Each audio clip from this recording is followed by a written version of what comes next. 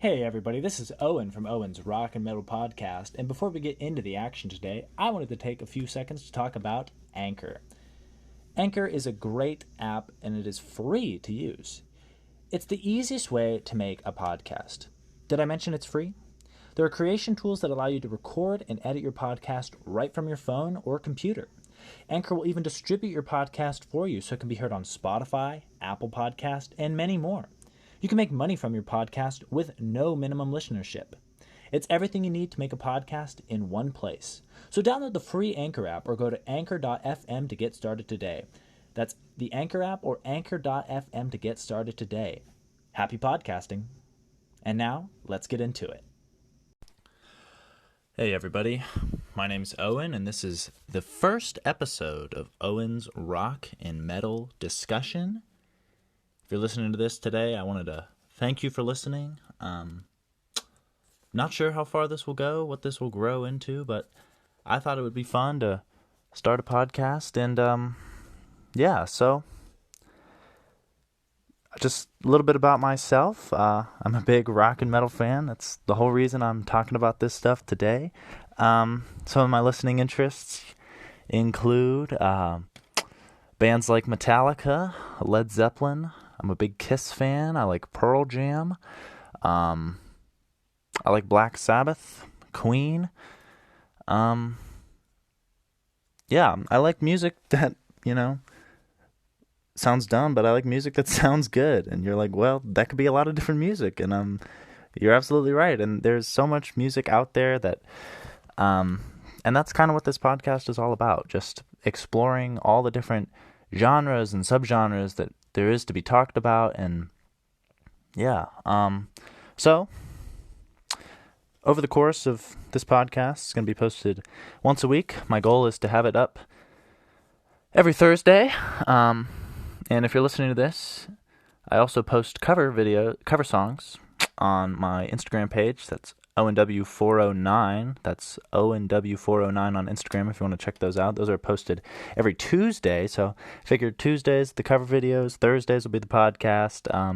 And I figured, why not? Let's have a little fun with it. So over the course of every Thursday, you could hear stuff from breaking down a certain album, a really famous album in rock or metal history, which is what we're doing today, or you could have me. I've thought about comparing bands, having a podcast, who's better, Led Zeppelin or Black Sabbath, and kind of discuss that.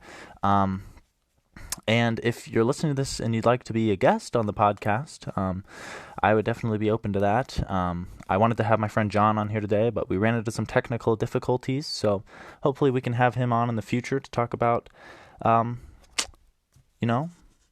rock and metal, because that's what this show's all about. So that's what we're talking about today. So for the first episode, I figured what better starting point to start off than Led Zeppelin's debut album. And for those of you who don't know, in high school I was a huge Led Zeppelin fan. I like to still think of myself as a Led Zeppelin fan, although I will admit I'm not as into them as I once was. People change, people move on, they find new interests, new things. But Led Zeppelin's sound just really got a hold of me for, several years in high school. But now some would say I've graduated onto heavier music, but Led Zeppelin's the root of it all, as we're going to explore today. So Led Zeppelin debut album, specifically talking about the debut album, because if this was a podcast about Led Zeppelin's entire catalog, we might be here for a few hours. So the first album, most of you probably know it, iconic album cover, featuring the Hindenburg disaster, just that blimp, which iconic blimp associated with Led Zeppelin. I mean, it's practically in the name. So, Led Zeppelin, a Zeppelin being a blimp, and lead being like, the metal, lead. So, and that was because, someone, I believe it was Keith Moon, drummer of The Who, said, if I had a band like you guys had, it would probably go down like a lead balloon. And one of the members of Zeppelin, I'm not entirely sure which one, kind of said, hey, I like that, Led Zeppelin. But you might notice Led Zeppelin, LED, that's not how you spell lead, but they didn't want it to be confused with Lead Zeppelin or anything like that. So, but everybody who is a rock fan should know, and probably does know, the name Led Zeppelin, as well as that cover art. So, the album recorded the fall of 1968, so that is quite a ways back, over 50 years ago, believe it or not, which is crazy to think because someone like me, who's a young guy, in my lifetime, I could possibly see the 100th anniversaries of some of these albums, which is really remarkable and kind of exciting. But the album recorded in 36 hours. The band consisting of Robert Plant, Jimmy Page, John Paul Jones, and John Bonham. Prior to Led Zeppelin, Jimmy Page really being the only one who had any prior success. Well, not to knock the other members of Led Zeppelin. They were all very talented in their own way, but Jimmy Page being a member of the Yardbirds, and the rest were all kind of in their own bands, were session musicians. So they had experience, but when they together before their first album, they had, a few rehearsals, and then I think they had a small little tour in Europe, and then 36 hours in the studio.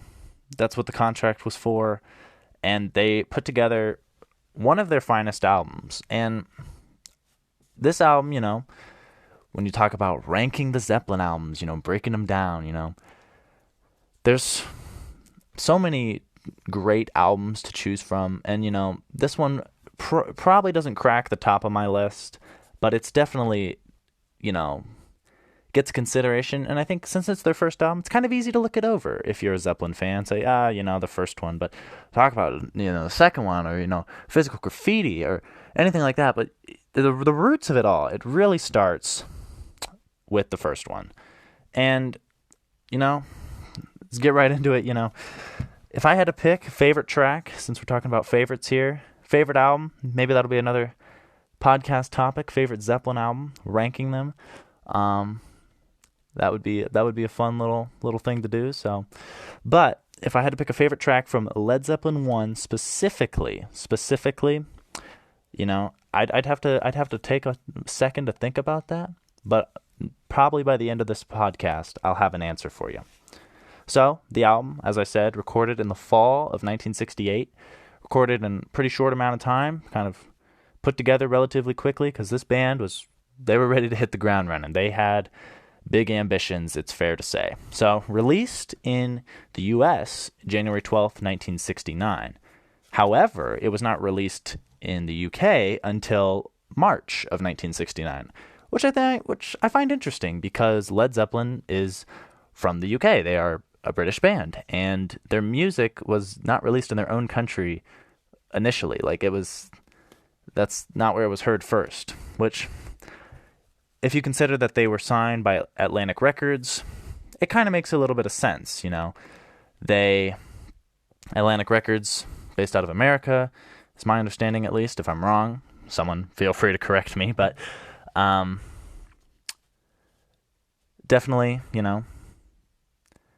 January 12th, 1969, I can only imagine being a kid going down to his local record store and seeing this album cover with a big blimp on it, just thinking, what is this?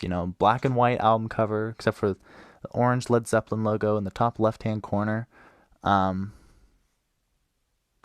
Knowing what you know now, obviously, anybody sees that in a record store, you're going to pick it up and look at it. At least that's what I did when I saw Led Zeppelin's first album in a record store. But, things are different now for sure. With the digital age, so to speak, people can hear that album on Spotify, and, so the distribution of music has really changed a lot, but maybe that could be another podcast topic. But, yeah, if we get into the tracks here, we open up with Good Times, Bad Times, which an interesting fact about Good Times, Bad Times, in today's music industry, a big thing is singles. And at the time, Led Zeppelin, they wanted to avoid singles. They didn't want to put a lot of singles out. Some of their songs were long. They were, 5-6 minutes in length. And at the time, and even today, this would probably apply, that was too long to put on the radio. So a song like Good Times, Bad Times, I believe it's like 2-3 minutes long. Really just a thundering opening and just kind of gets through it. It was the first single from the band. Now, in America, the album was just released. There was no singles leading up to it. They just recorded it in October 68, released it in January 69. No singles, no nothing like that. In the UK, though, Good Times, Bad Times was released as a single. And really, when you listen to the song, it just showcases their heavy nature, Now, music and its heaviness has evolved so much that, Led Zeppelin kind of sounds kind of tame compared to some of the acts you hear today. But I think it's important to recognize that Led Zeppelin is the seed, they plant the seed of a tree that grows to become metal music, Led Zeppelin is very hard rock for their time, even if they've been outshined by acts that are much harder and heavier and larger sounding today.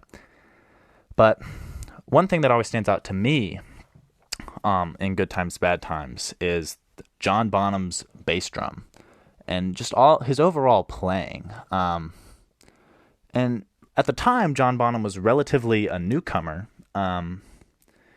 So for him to come out like that and have that just thundering roar at the beginning is really, really impressive. Let's see. Trying to see if John Bonham had done anything prior to Led Zeppelin. I'm sure some of you out there might know the answer, but I don't want to put anything out there that's incorrect. Let's see. Looks like he had some small little ventures, but nothing like Led Zeppelin, obviously. So, if you haven't heard Good Times, Bad Times, you should probably give it a listen so you have a frame of reference to what I'm talking about, just like with all of these songs. And I hope that this podcast does encourage you to listen to some of this music. And, if you haven't heard it before, maybe you'll hear it and you'll enjoy it and you'll hear it again.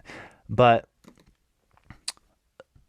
for those of you who have heard Good Times, Bad Times, you will definitely know what I'm talking about when I'm talking about Bonham's bass drum. It was a 26-inch bass drum that was used, and it sounds like he's almost using a double pedal, but he's not. He's using, a technique that many drummers try to replicate and, practice. And it was a technique that he actually picked up from Vanilla Fudge's drummer. So I'm not a big Vanilla Fudge fan, but I did read that, so I figured I would share that information. But moving on from Good Times, Bad Times, the thundering introduction to Led Zeppelin's first album, we move on to a softer track, a track that really shows Led Zeppelin's dynamics. Something great about Led Zeppelin, their acoustic songs are phenomenal. I mean, you think about one of the arguably greatest songs of all time, Stairway to Heaven, of course. Most of that song, that introduction, it's acoustic. But it's played by Led Zeppelin, who's supposed to be one of the hardest rocking bands around. So I think something that Zeppelin does really well, they have dynamics. They can hit you in the mouth with Good Times, Bad Times, but they can bring it down with Babe, I'm Gonna Leave You, which is obviously the second track of the album, which I'm referring to. Now, there's a little controversy on who actually wrote the song, whether it was Jimmy Page or not, but most give Jimmy Page credit for writing the Zeppelin arrangement at the very least. So, And as we'll see later on this album, it's not the only song off the album that there's a little debate over who wrote it. But I think, the song is really just, it builds really well. Kind of a slow acoustic intro, and then by the end, Robert's soulful singing just takes over. And I would put it in there with some of the great Zeppelin acoustic tracks, Over the Hills and Far Away, Stairway to Heaven, Babe, I'm Gonna Leave You, which was not played live very much, matter of fact. I think after the 1969 tour, they never played it live, so would have been interesting to hear that one, live in concert for sure. Moving on to the next track, we have You Shook Me. Now, as I just mentioned, there was tracks that were written by other people and performed by other people, and Zeppelin kind of adapted. My understanding is this wasn't super uncommon at the time, but, nowadays it'd be kind of a little odd, but You Shook Me, written by Willie Dixon, originally performed by Muddy Waters. So Willie Dixon was Muddy Waters' bass player, and by the time this podcast is over, you will hear Willie Dixon's name one more time at least. But You Shook Me, I was reading some reviews of the album, and they were kind of knocking You Shook Me a little bit, Zeppelin's adaptation of it. But call me biased, which I probably am, but I'm a fan of Zeppelin's iteration of You Shook Me. I'm a fan of the whole album, front to back. I could listen to it no problem, but I think, so if we break it down, we got Good Times, Bad Times, the hard rockin' introduction to Zeppelin. Zeppelin saying, "Hey world, here I am." And then we bring it down. We bring it down to the softer, emotional sort of love song, "Babe, I'm Gonna Leave You." And then we have You Shook Me, a really bluesy, soulful song that just really, shows Zeppelin. It shows off Zeppelin's roots, their influences, by performing a track that was originally performed by Muddy Waters. And as we close out side one of the album, for those of you who don't know, listen to a vinyl record, there's side one, side two. So if you were to put the needle down, so to speak, we're coming to the end before you got to make the flip. But Dazed and Confused is the track that I'm talking about to close out side one. Dazed and Confused, you can't really talk about Zeppelin without bringing up Dazed and Confused. It was the most played show. It was the most played song at their live shows. They played it 440 times, and they wouldn't just play it, straight through. The length of the song on the album, it's like 5 to 6 minutes. In concert, they would take the song to 25 minute length performances. I have my copy of The Song Remains the Same, which was a live show Zeppelin did at Madison Square Garden. And Dazed and Confused clocks in at 26 minutes and 53 seconds on here. So it just goes to show that, a big highlight, I'll say, of Dazed and Confused was Zeppelin's, technicality, In concert, it would turn into these jam sessions almost, There would be a little call and response section. Jimmy Page would play a riff, and John Bonham would match it. Or John Paul Jones would play a little lick or a melody, and John Bonham would match the rhythm. And meanwhile, I guess Robert Plant's just hanging out back while all this is going on. But another interesting thing that Dazed and Confused features is the use of the bow. For any guitar players out there, or anybody who has studied Jimmy Page, you've probably seen an image of him taking a bow to a guitar, like a bow you would use in orchestra. Jimmy wanted to be experimental. He wanted to try something different, which props to Led Zeppelin for doing that, That's kind of how you pave the way, so to speak. But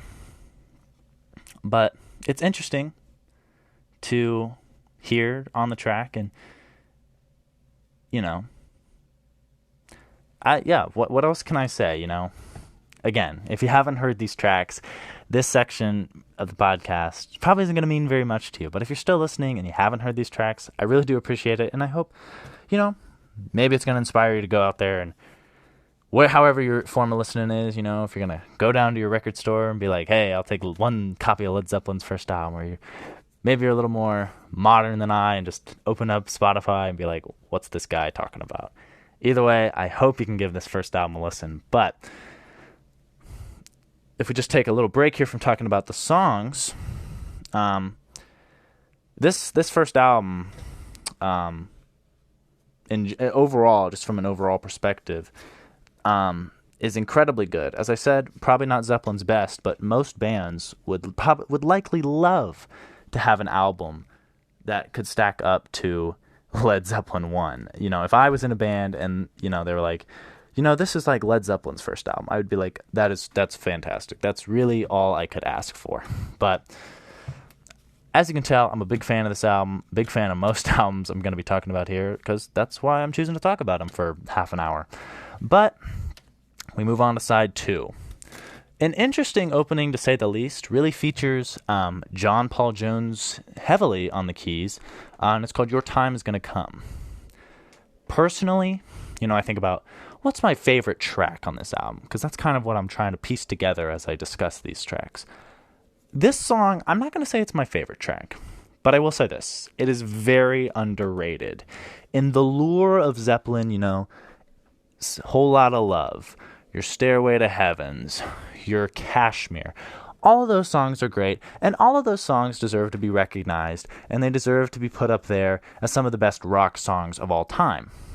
I'm not saying Your Time Is Gonna Come deserves that same recognition, but I will say this, it's not a bad song. The organ solo that leads it off, I can't explain it. The sound that I don't know. You just have to listen to it, and, maybe you'd listen to it and you'd be like, yeah, I feel nothing when, listening to this song. But for me, it strikes a chord with me. It kind of has a poppy feel to it, and just kind of relaxing overall, too. And then, it just kind of fades out with the whole group singing the chorus just over and over again until it just kind of fades out. And it fades in to the next song pretty well, which is called Black Mountain Side. Black Mountain Side is kind of, more folk-oriented side of Led Zeppelin. It's an instrumental. So there's no lyrics in it. But when we talk about the folk side of Led Zeppelin, Led Zeppelin's third album, Led Zeppelin 3, is something that really showcases their acoustic side and their folk side. And one of these days, I will have a discussion about Led Zeppelin 3, because that album, like Your Time Is Gonna Come, is underrated. In my opinion, some may say, well, it's overrated or whatever, and I think that's, open to interpretation, but Led Zeppelin 3, underrated in my opinion, but that's for another day.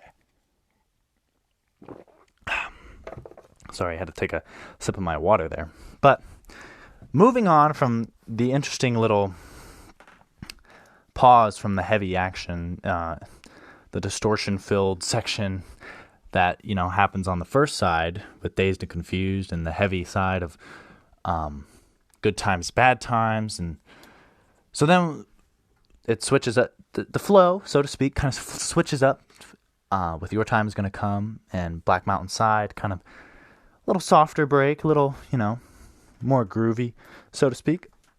But then we switch back into the heavy. The heavy switch is turned back on with Communication Breakdown. And this song, was another great song for Zeppelin to play. It was short. It likely would have fit the single mold, that Good Times, Bad Times fit. Something that this song was really great at was being played live. They love to play this song live. Not as much as they love to play Dazed and Confused live, but it was a great song, Communication Breakdown was, for opening the shows, or they played as an encore piece. And, like any song with Zeppelin, and most bands, frankly, the live version's going to be a little longer than the studio version. The studio version clocks in, I believe, at like 2 minutes and 23 seconds, or somewhere in that neck of the woods. And, they could turn that into a 6 to 7 minute jam session when on stage. But I really just love the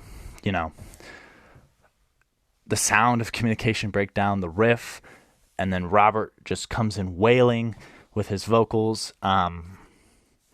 Yeah. So, again, if you haven't heard these songs, this doesn't mean a lot to you, but if you have, you can hopefully relate to what I'm saying, hopefully agree with what I'm saying. But as we move on here to the next track on the album, I Can't Quit You Baby. And if you remember, when I was talking about You Shook Me, I mentioned someone by the name of Willie Dixon, and I said, remember his name, because I will mention him again. Well, here we are.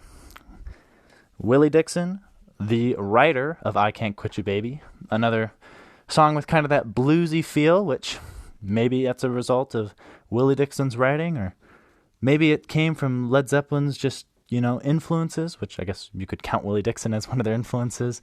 But, this is something Zeppelin kind of has been criticized for, stealing music from very influential blues musicians and writing it off as their own.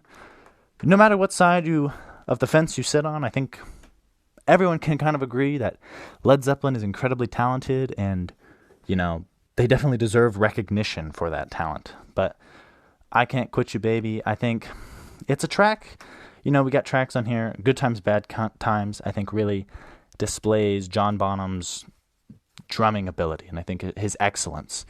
I think Babe, I'm Gonna Leave You displays Jimmy Page's, dynamics. He's a good acoustic player as well as Dazed and Confused displays his ingenuity and his kind of desire to be different. And I think, Your Time Is Gonna Come shows John Paul Jones's organ chops, and, Dazed and Confused shows his bass prowess. But I think I Can't Quit You Baby, along with Babe, I'm Gonna Leave You, the more, bluesy tracks on the album, really showcase Robert's vocals, his singing ability, which I think is important in Led Zeppelin's, the aura of Led Zeppelin, so to speak. But it's a great song. So, moving on to the final track of the album, How Many More Times. This track, I think, like the rest of the tracks on the album, I'm a fan. If you haven't picked up on that yet, I like Led Zeppelin, kind of why I'm talking about them here today, kind of why I'm chose them as the springboard to jump off on. But the song, I think, talking about people's performances on the album, Jimmy Page played great here, John Bonham played great here, Robert Plant delivered a great performance here. I think How Many More Times, the band really comes together to deliver a great performance, and it starts off kind of like, we start off with just the bass, and then it builds, and by the end, it's just like a crazy kind of just blend of sounds coming together, and it's great. Yeah.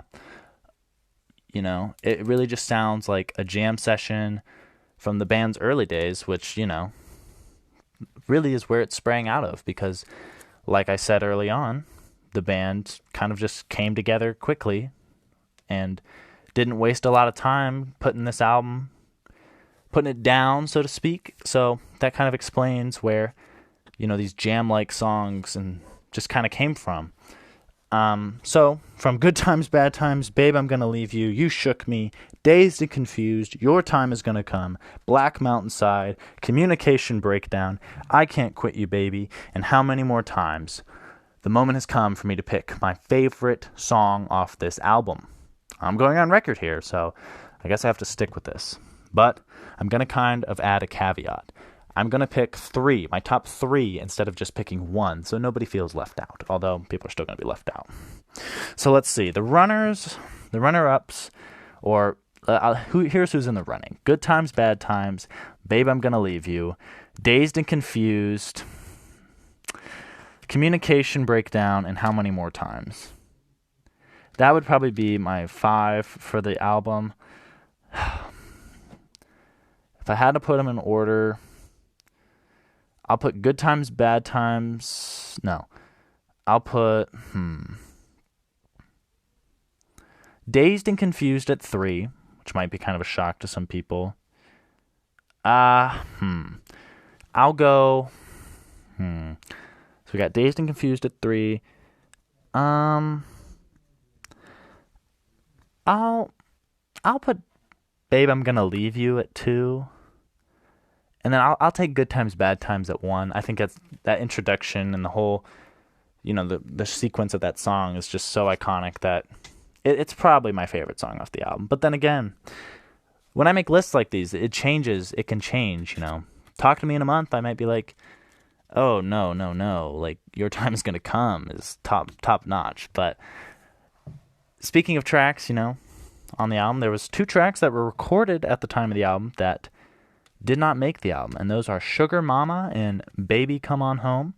Both of those later were released on a 2015 reissue of their album Coda, which we'll get into down the line, but both of those songs are very good, and I mean, hey, I don't know what Zeppelin was holding back on us when they didn't put them on the album, but I would have definitely appreciated that. But when, we talk about the impact of the album on music, like I said, kind of serves as a really hard rock album that starts to plant the seeds of metal, so to speak. I mean, a track like Communication Breakdown is seen as, by some, the roots of metal, just right up there with like Black Sabbath's Paranoid. Now, that all depends on who you talk to, but I think there's no denying that it was definitely a heavy sound that was new to the scene at the time. Now, the album's impact on me personally, it's hard to say, because I think for people who listen to music that came out decades and decades ago, they likely heard, a Zeppelin song on the radio, which led them to listen to, more of the songs. I think albums have less of an importance nowadays. If you're a kid who was hanging out in 1969, Zeppelin 1 specifically would have more of an impact. And then I think an artist's entire collection, their songs, for someone like me today, has a greater impact. But when I break down Led Zeppelin 1 and I look at the songs, it's one of my favorite Zeppelin albums, and those songs have been played many, many times for me. So I am definitely a huge fan of the album. 10 out of 10 stars, maybe 9.5, but don't take that rating too seriously. I think very highly of the album, and I think I've made that clear. So, looking at the time here, this podcast, we're at about 32 minutes right now. My goal was to get to 30 minutes, so I really just hope that if you made it this far, I really, really appreciate you for listening. This is a new venture I'm kind of trying out. Don't know how long it's going to last, like I said off the top, but I'm hoping that I can just have some fun while doing it, and I hope you can get some enjoyment of hearing me talk about rock and metal for half an hour or so once a week. But thank you for listening once again. My name's Owen. This has been Owen's Rock and Metal Discussion, and stay tuned for an episode next Thursday. And just never stop rocking, you guys. Have a great day.